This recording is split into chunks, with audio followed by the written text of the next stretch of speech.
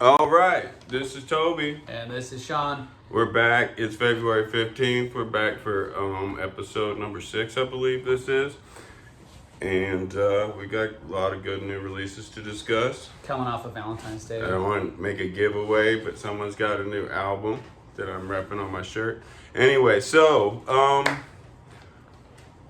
we had a good weekend. I played all those shows I was talking about. I played with John Motard on what are you sporting? I got Black Mercy. Oh fuck yeah, they're awesome. I've got their single over there. Yeah. We love Black Mercy. I want to play with them soon. I saw them. That was the last show I saw before COVID hit at the North Door with Fuck Work and I can't remember who else played, but yeah, it was a fantastic show. We played Yardwork. Played with them once, and it was when Sean was still with us. It was during South by Southwest. It was on a 10-band bill. They were the first band, and we were the 10th band.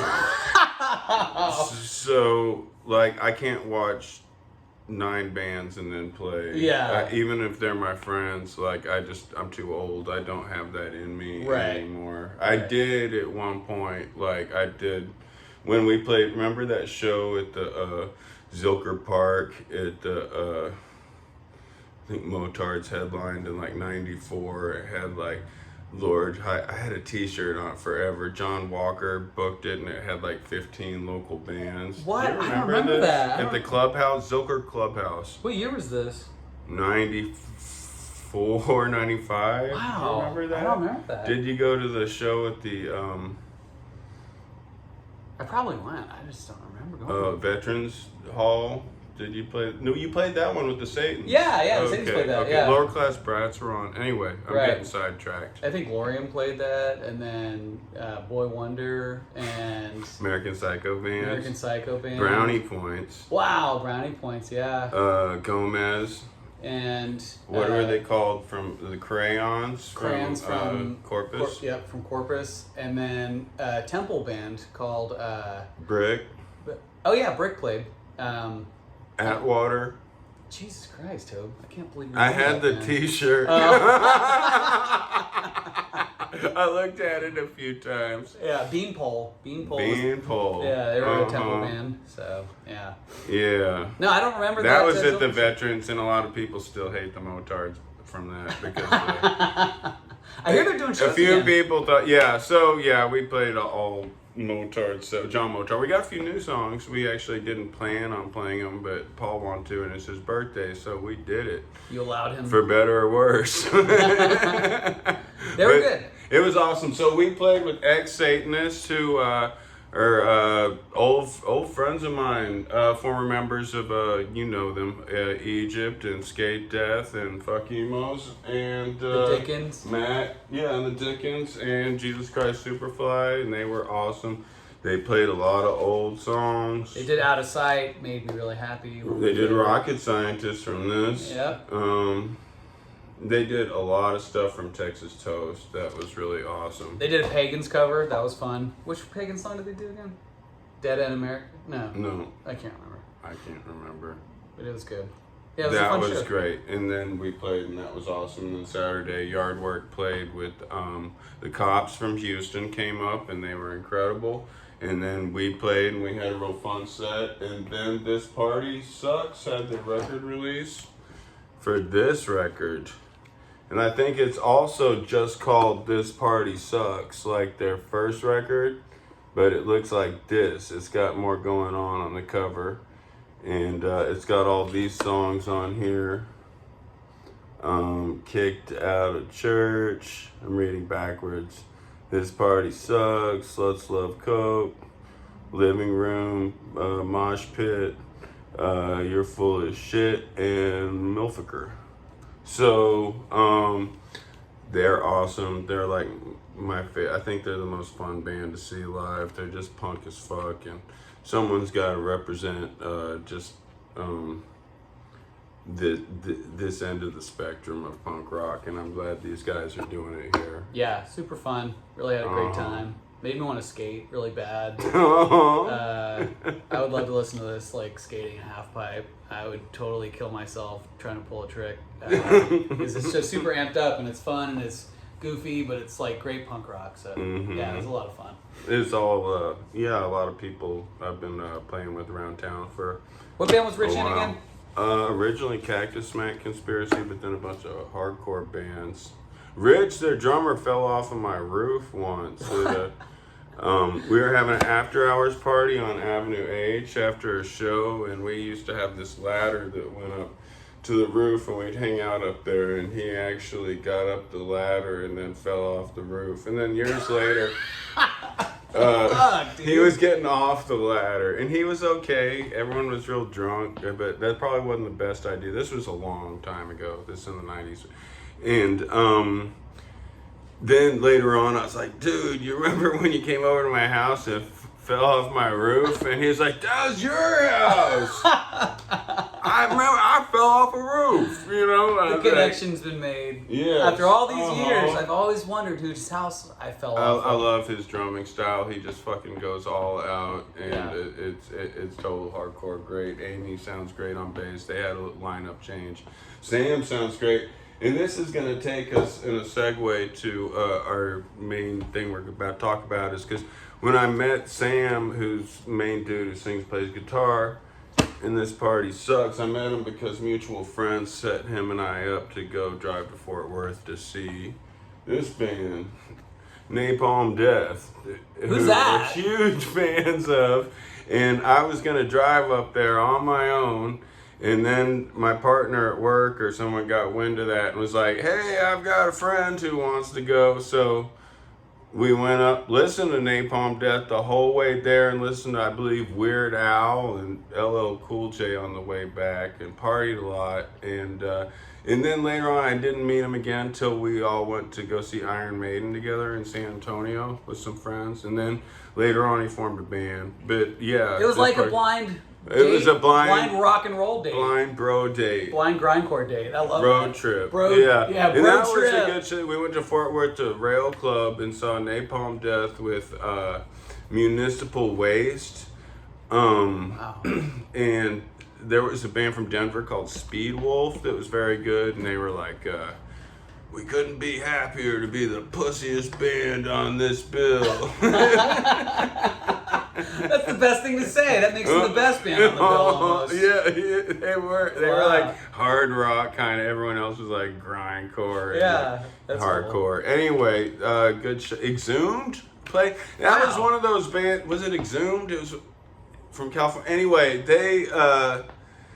Man, that was one of those bills that just went on and on and on, and had like 4 different merge tables, and like, you know, like it was going for hours before I got there at the Rail Club. But yeah, me and Sam went to that one. That was for Utilitarian, which is now a few records back. But sorry about that. Here we go. The new Napalm Death EP is called Resentment is Always Seismic, a Final Throw of Throes. Yeah, boy! Oh my god. And this is songs that are left over from the last Napalm Death album that came out a little over a year ago, entitled Throes of Joy in the Jaws of Defeatism. And so the Final Throw of Throes. So these would be songs that were left over, and I don't know why the hell they would leave any of these songs off, other than like, shit, we've got an hour or whatever it is, you know. So because the main body of songs on this would fit right in on this album or their last few albums. And I mean, there's a few little surprises on here, but the bulk of it is kind of longer, typical super rockin' Napalm Death grind jams that go in between their more gothic Swan sound and the grind. And there's a couple covers on there. One is by Bad Brains. Don't Need It, which I always called that song PMA, but they skipped that part. Yeah, they do the Don't Need It. We but got then they that don't, attitude. They don't do that part. They don't go into PMA after it. Yeah. Oh, okay. So it's only the 1 minute that's a version different of part of that song. I got it. Okay. And then there's this song by a band called Slab from something Spa, England. Anyway, yeah, they when I heard that, I was like, what is this, like fucking Tackhead or something? It sounds very industrial dance club, late 80s, possibly 1990. And sure enough, that's what it is. I heard the original. This band Slab with an exclamation point. Also a British band, very obscure, because I went and looked up the original and there wasn't any comments for like 10 years. And then the next comment was like, are y'all here because Napalm Death covered this? And then like fucking 25 likes, you know? Yeah. And then before that, it's like 10 years ago, there was like, I saw them at the Hacienda, it was brilliant. But yeah, but apparently they're back together. And Who's the song the Slab they do, lover? People Pie. I'm sure these guys played in clubs with those guys. I mean, they're all from, I think, the same part of England almost, you know? So anyway, that's a song called People Pie. That's kind of the standout on the album, in that it doesn't sound like anything else they did. When that one comes on, you know, I mean, if you heard it independently, you might ask who it is. Where not any of these other songs. Do you have a favorite song on this? Of course, it's Don't Need It, but I think the first song, whatever. Narcissist? Narcissist, just right out of the gate, is fucking incredible.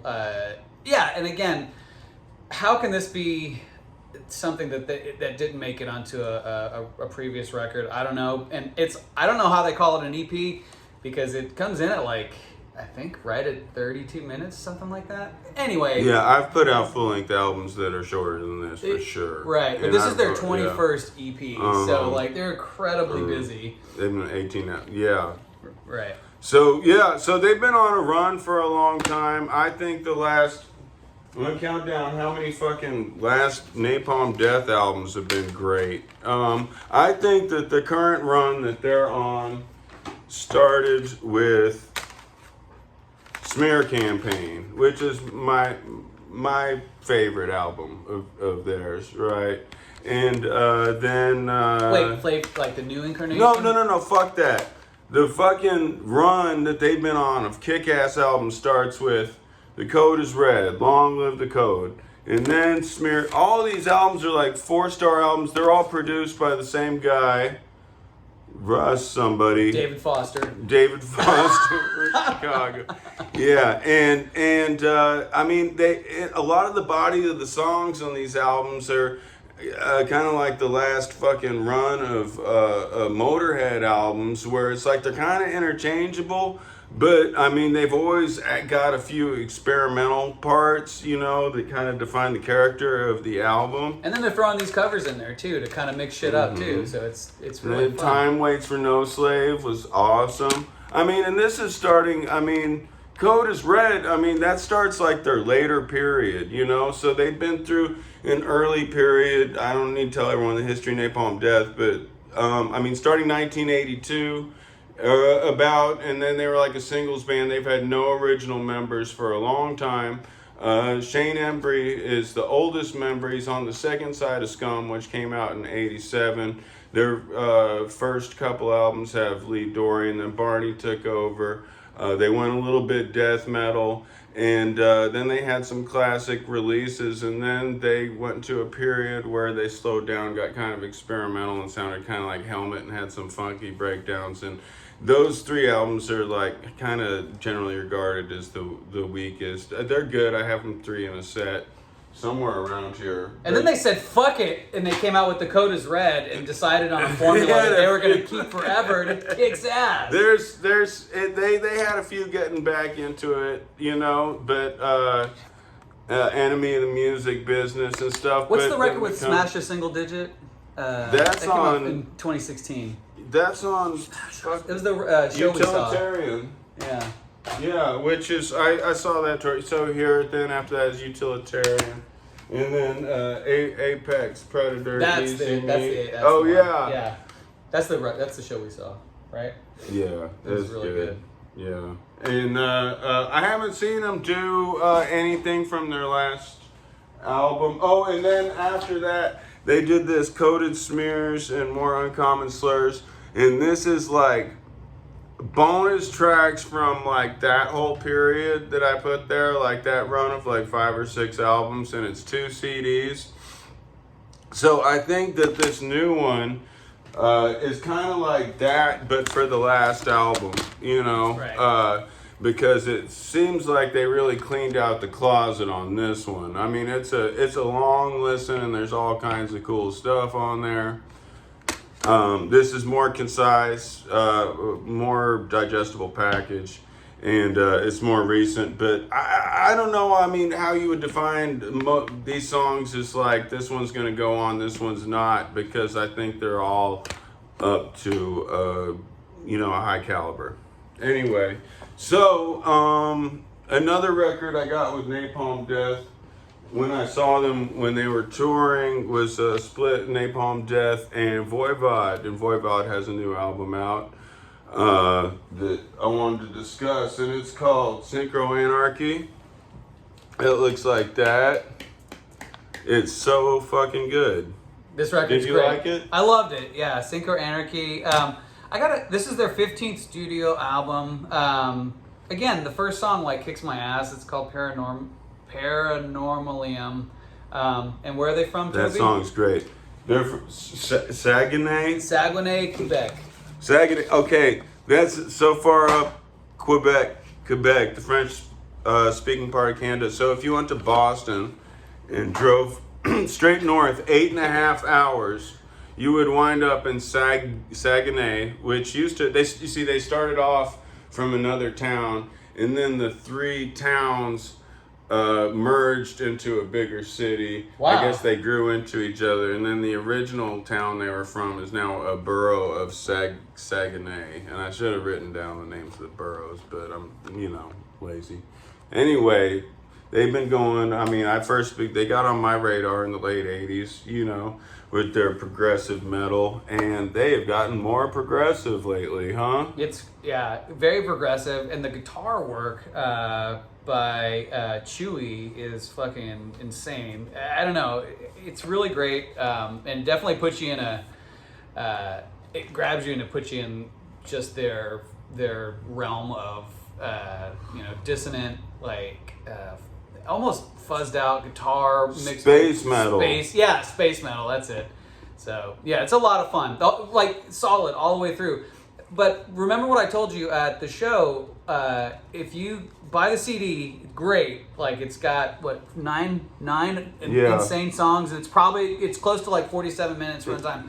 If you listen to it online though, like on Amazon Music, it comes with a bonus live album also. I bet that's the deluxe version. I'm always cheap, but I would do that. And you say all the banter's in French? In French, yeah. So all of Snake's banter in between songs. So Snake and Away are the old members. Away's been on it. Snake was out for a bit, and then bass and guitar. Those guys, Chewy and Rocky, are newer, but they fucking rip, Anyway, yeah, man, great record. It's a cool vibe. It's spacey. It's exploratory. It's progressive. It's dissonant, and these guys are really far into their own thing, and I admire that. I looked up Saguenay, and there is no other bands I've heard of from there. Like fucking Napalm Death, Birmingham, Judas Priest, Black Sabbath, half of Led Zeppelin, right? Like, you gotta be cool from there, right? Like, we know all about metal. Fuck you, we're moving to Saguenay. Saguenay, there was like some Canadian singer-songwriters who I've never heard of. You should move to Saguenay and start a band. Open for Voivod. It looks beautiful, and I would love to be there in the summer. That looks awesome. When it's like 55. But yeah, Saguenay. Oh, and I don't speak any French at all, so that might be tough. Okay, and then we're going to go all the way to the next band, who I don't really have. We're gonna go from Saguenay, from Birmingham to Barnsley, the band that started in Barnsley, UK, in 1977. Saxon. Carpe Diem. What number album is this for This these is guys? their 23rd studio album. So is that a sentry? Is that a knight? Like he's guarding the wall? I don't know. I love the artwork. I love this album. Let me see. This is everything I want from a new Saxon album. The songs are catchy. They're concise. Of course, he's got this great lyrical history theme. I got a degree in history, so I mean, if a song reminds me of like a college or even a high school history class, I'm stoked. And you're also putting comments in YouTube to Saxon videos telling him he's incorrect about certain historical events from time to time. No, I'm not that. Like, I never challenge anyone on any historical facts unless they're just idiotic conspiracy bullshit. But wow, that's a great show. The inside cover. Oh yeah, that's cool. This album's dope. Okay, I don't want to pick on Maiden, but here goes. I wish the last Iron Maiden album sounded a little more like this. Like, all these songs are like 4 minutes long. Sorry, they're catchy. They get to the point. Let me see what Carpe Diem's great. Age of Steam. Dam Busters. Remember the Fallen. Lady in Grey is awesome. Supernova's a pretty badass. They're all fucking great songs. I couldn't believe it. Like every song on this record is a total hit. It reminds me of, it's on par for me with the last Accept album in that, like, it's solid, I'm going to rock it all the way through. I can see myself popping this one in for the rest of the year. Yes. Because it's, for me, this is easy listening. You know what I mean? Yeah. It puts me in the right place. It's classic metal. It's got kick-ass playing, great singing, great guitar solos. And what's not to like about Saxon? Yeah, the drums are insane. And I was telling Toby earlier, and I hate to say this, but I was like, God, did they get some new members, some younger members, right? But no, it's still the same people, It's still Nigel Glockler on drums. He's been playing since '81. Biff Byford, of course. Paul Quinn on guitar. He's the OG. Doug Scarrett. He joined the band in '97, and then Nibs Carter on bass. He's been playing with the band since '89. But fuck me, they sound younger and fresher and funner than ever. Great record. Their cover album they did was good, and then their last run has also been good. They're like one of those bands that like got this late spurt where like they got the formula down of exactly what we want to hear from them and stuck on it, much as Motorhead did, fucking Napalm Death. I mean, there's a similar trajectory in a lot of bands. I mean, I would say that about Judas Priest, except they did that Nostradamus album in the middle of it. But like the last couple Judas Priest albums have been exactly what I want to hear from those guys.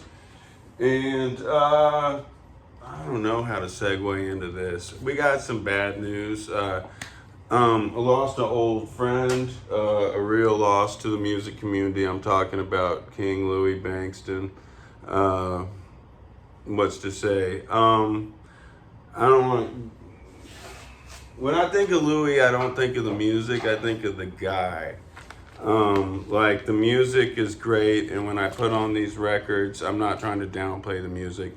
I'm always surprised about how great they are, and I don't think I probably listen to them as much as I should because I'd go out and see him play anyways. The first time I saw the Persuaders I rode my bike to 33 Degrees, and the Persuaders were playing to a handful of people, and I was watching them, and I was just like, I was trying to think, like, is there anything I don't like about this band? Because, I was running a label at the time, and sometimes I'd see a band, I'm like, oh my God, this is great. And then I would like run through a checklist. Is there anything in my mind I don't like about this band?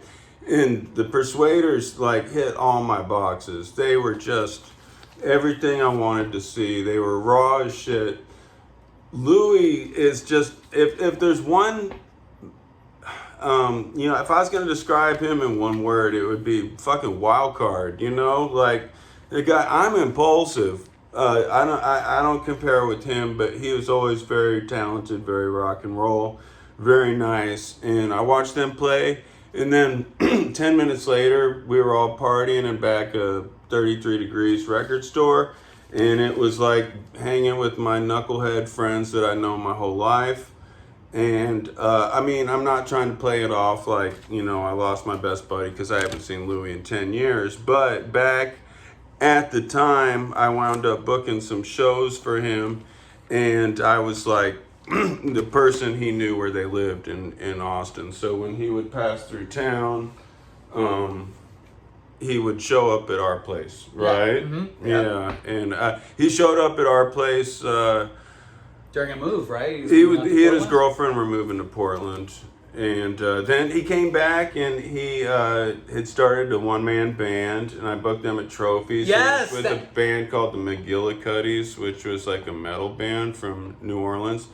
And then there was a band. We partied really hard that night, I just have to say. With Louie. That was fun. Really? Because that's not the one that pops in my mind, but I mean the show, I remember the show, but yeah, that was anyway, drinking a lot at that point. He came through with another band that I can't remember the name of, that a couple of the guys from the Exploding Hearts. That's the thing about Louie, is I was running in my mind through all the stuff he did, and I forgot that he fucking wrote the Exploding Hearts album, which is just like a classic. I mean, probably be the thing that most people are going to hear for the longest time. And anyway, he had come through town with another band that sounded nothing like that had a couple of those guys in it. But anyway, then he came through with the one-man band, and then later on, where did I get this? This the album? Oh, this one. Okay, I got a story about this. This album, King Louie and the Loose Diamonds, Memphis Treat. This is the last album on Empty Records, Wow. which the Motard's on, and it's not because Louie put them out of business. Blake, the record label had run its course. I don't want to speak for him on what was going on, but you know, a lot of labels were going under at the time, and you know, people were starting families and a lot going on, and he knew it wasn't a thing where he went out of business. Blake knew that he was going to have to stop the label, and he wanted to pick a release that he felt 100% about going out on, and this is the one Blake wanted to go out on, that he wanted to represent him as Empty Records on the way out. So this is an awesome record. You know, like I said, sometimes I don't listen to my friends' records that much because I go see them play live. I buy the record, I put it on a couple times, but I mostly think about them and their fun live show or whatever. And then later on, you put the record on, you're like, oh shit, that's actually great, you know? I mean, but you know, I'm, you know, coming from a place where,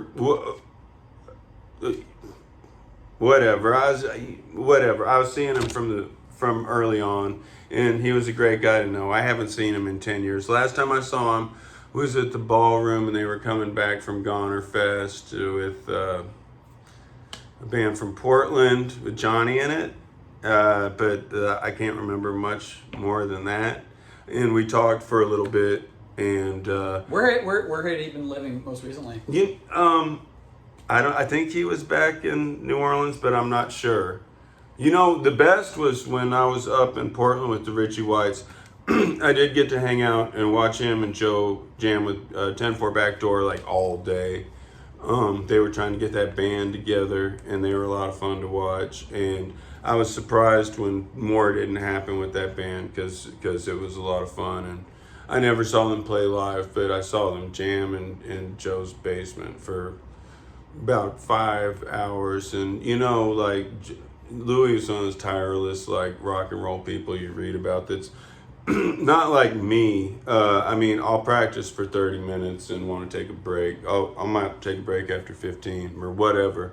But man, they just kept going and going and going. I go upstairs, you know, might even watch TV for a second, come back down, you know. But yeah, a few times, like every 15 minutes, you started to tell them, "Just please stop. I need a break." But they wouldn't, so you had to go upstairs. You know, whatever. It was their house. I was like, I had a day off on tour, and the rest of the band was somewhere else, and I was at that house watching them, and it was a good time, and I'm glad, you know, have that memory. But don't want to end on a bummer. We got a lot of cool stuff coming up next week, right? Yeah. Sean's going to be playing with Party Organ at the Parlor. At the Parlor. Yeah. I realized Saturday, when I was plugging my show last week, I never actually said the Parlor. Are you serious? Yeah. You didn't say the Parlor like, at all? I need to write down, like, I didn't, it's important. Like, the Parlor. When, where, why. This not Saturday, why, but when, where. February 19th, from 4 to 7. I think all the shows are like 4 to 7. Yeah, 4 to 7 at the Parlor. Party Organ's going to play with, Dean's band. Yep, and then a band from Houston. I can't remember the name again. I thought it was the guy with the long name. Yeah, it's like the Michael's something band. Michael Scott Harrington band. Yeah, that's it. Awesome. Well, I'm sure that's going to be great, and I'll plug it next week, and I'll be pleasantly surprised. But awesome. So let's go out with the song, all right, and cool. we'll see you all next time. I'm going to watch this tonight, by the way. So.